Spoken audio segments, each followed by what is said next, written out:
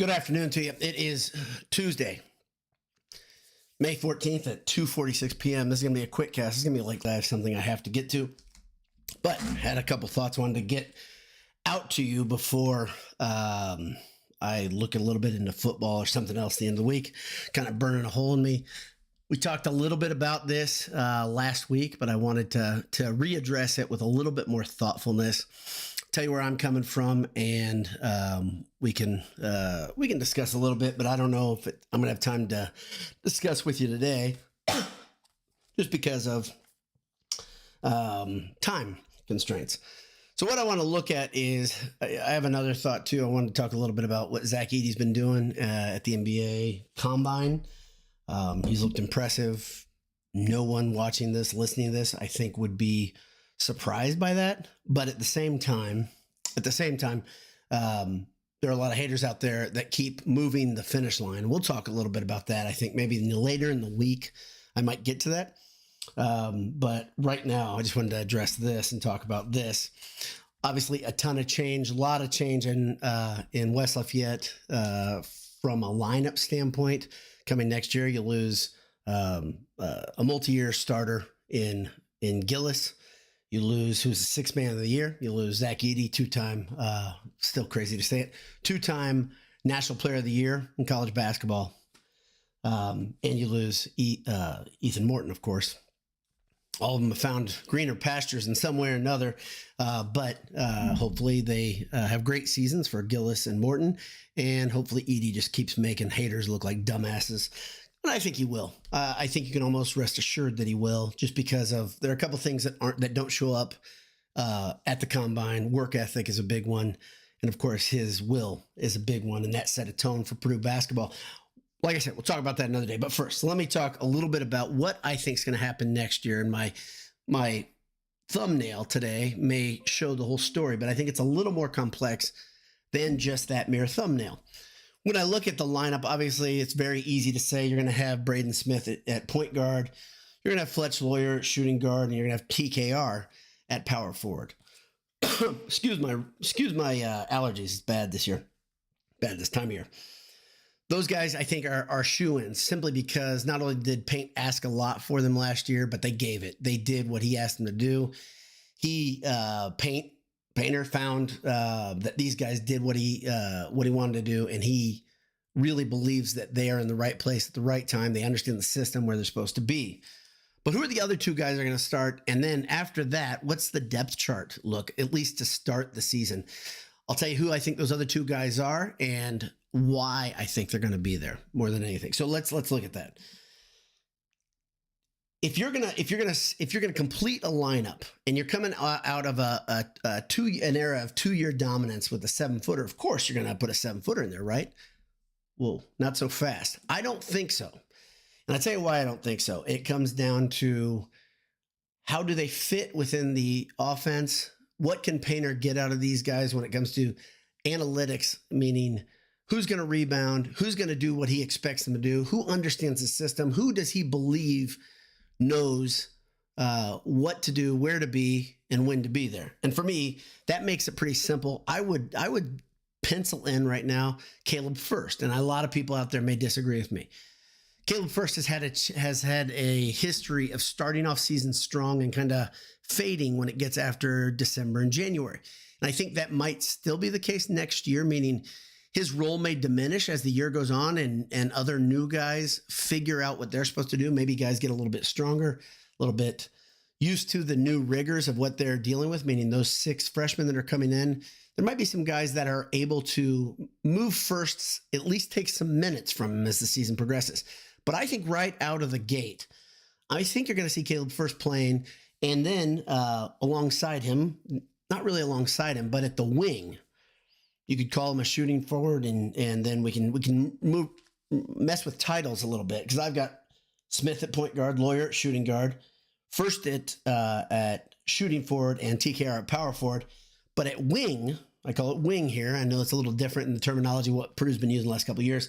At wing, I have Camden Heide starting the season there.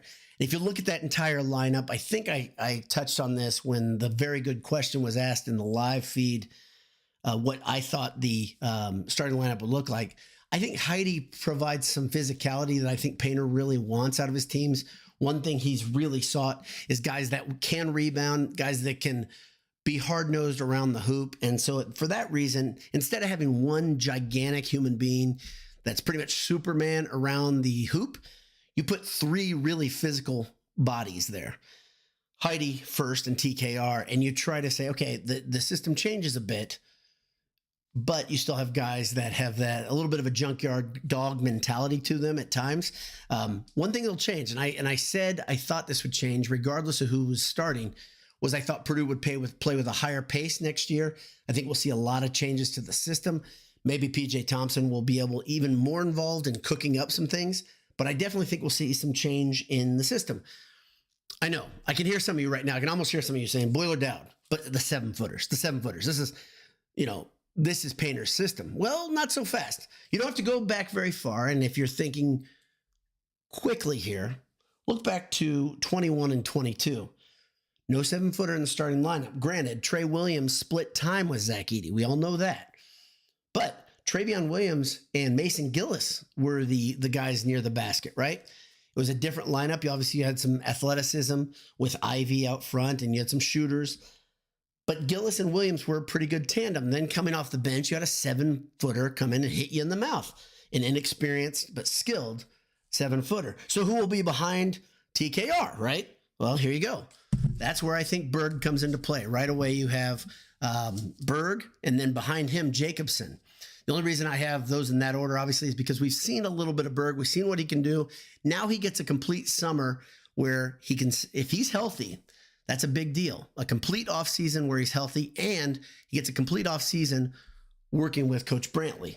Him and Jacobson, both 7'3", both impressive, imposing bodies. Yet another reason to fear Purdue for the outsider who thinks, oh, with Edey gone, everything changes. Not so fast. But those guys coming off the bench could provide a pretty destructive 1-2 punch off the bench. There are a lot of people say there's got to be some guys that redshirt, and I agree. I wouldn't put Jacobson in that group to be a redshirt candidate. I'll tell you in a minute who I think will be a redshirt candidate.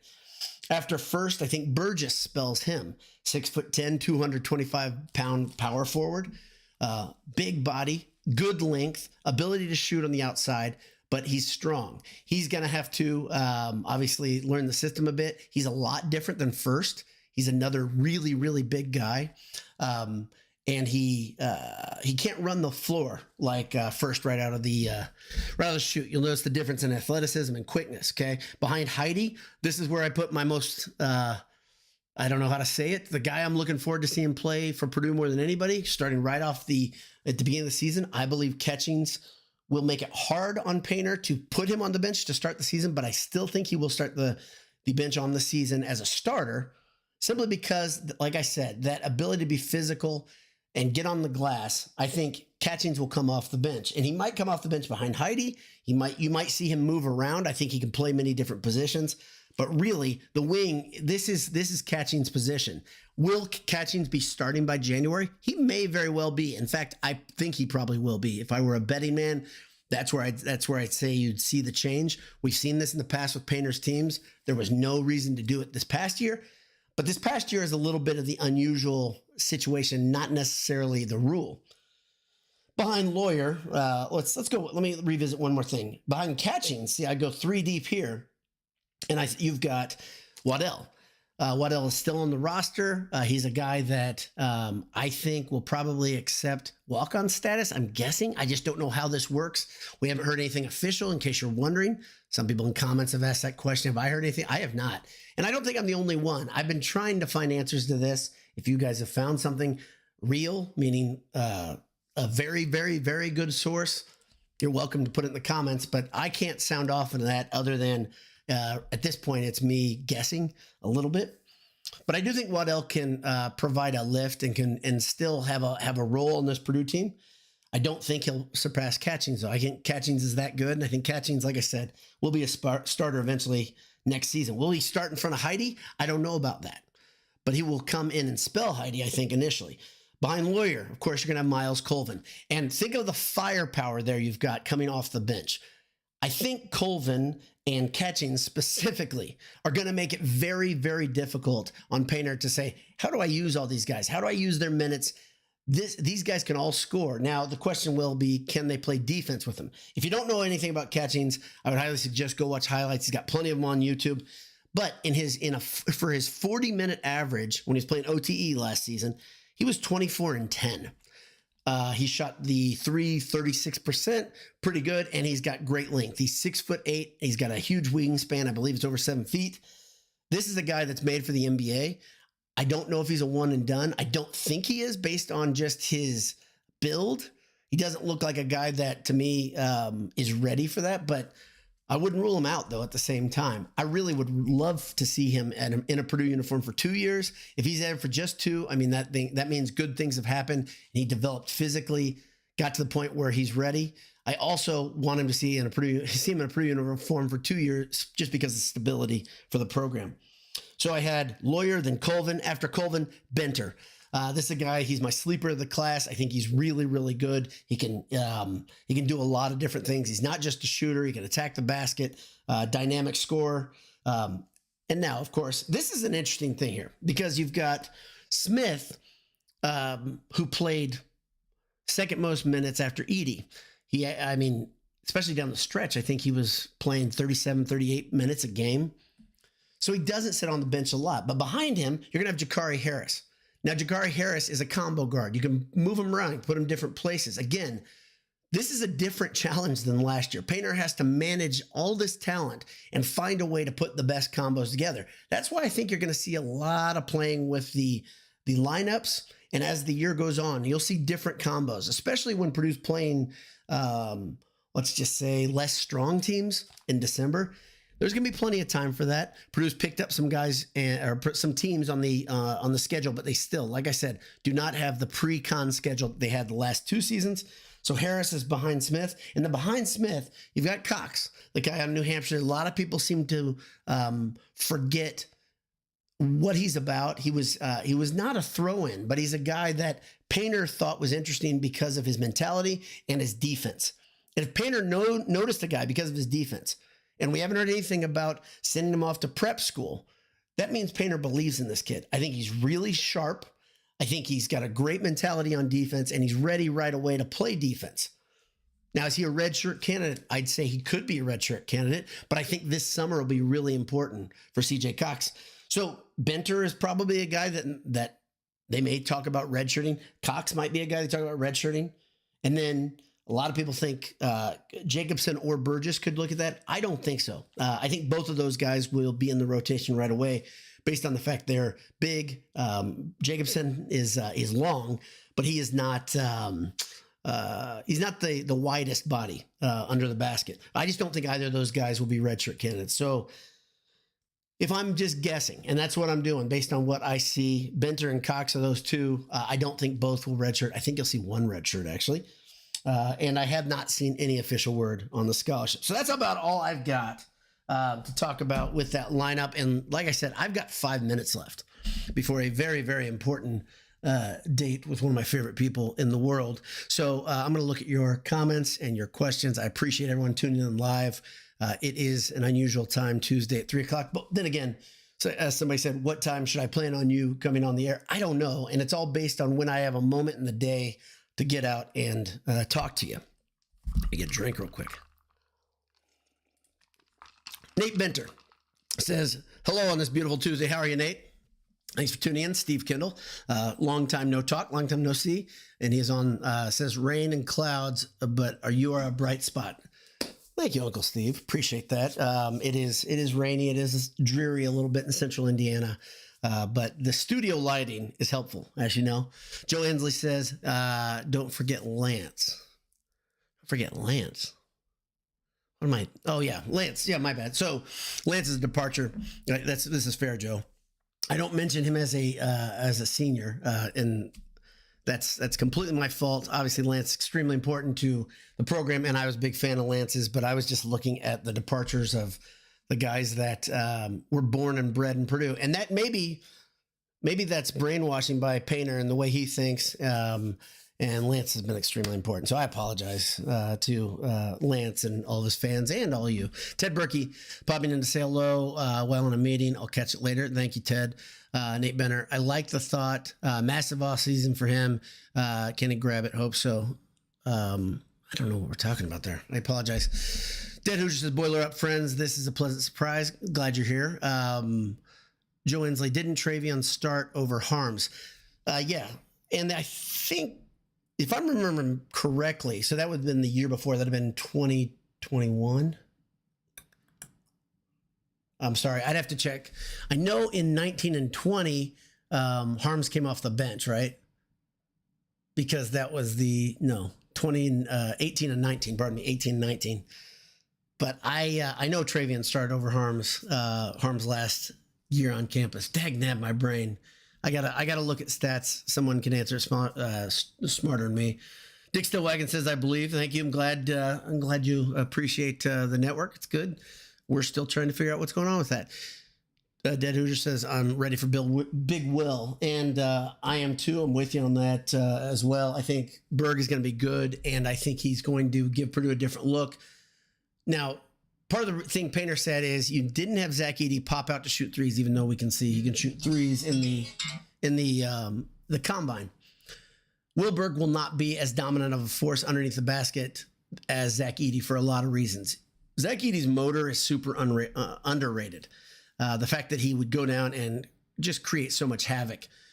But the other thing is, why would you pull that guy away from the hoop when you had such a high usage and just such a physically imposing force? So it's going to be a little bit different. Todd Singer says, Nate, that's also what Brian Newbert said at GBI. Okay, I gotta stop doing this. Garan Gable says, I don't think that the walk-on situation will ever be official. Yeah, I don't. They don't have to announce anything, Ron. You're correct. They really don't owe it to anybody.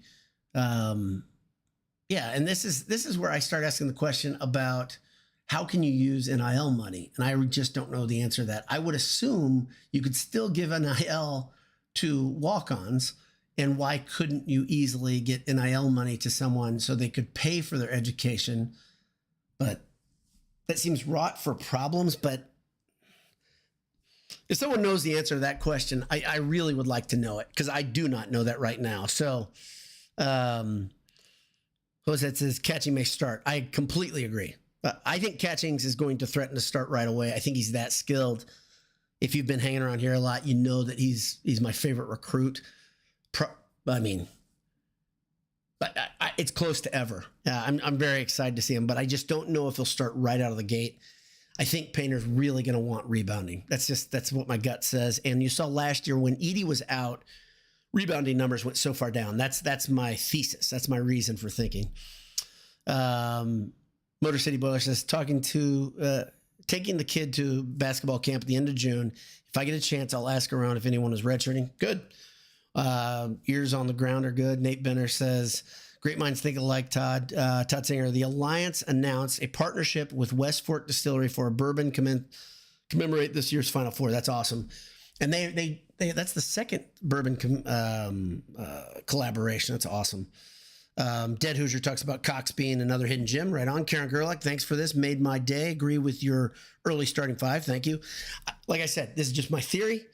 Let's get down. Strippy Tony says, Scullies are dinosaurs in the NIL era.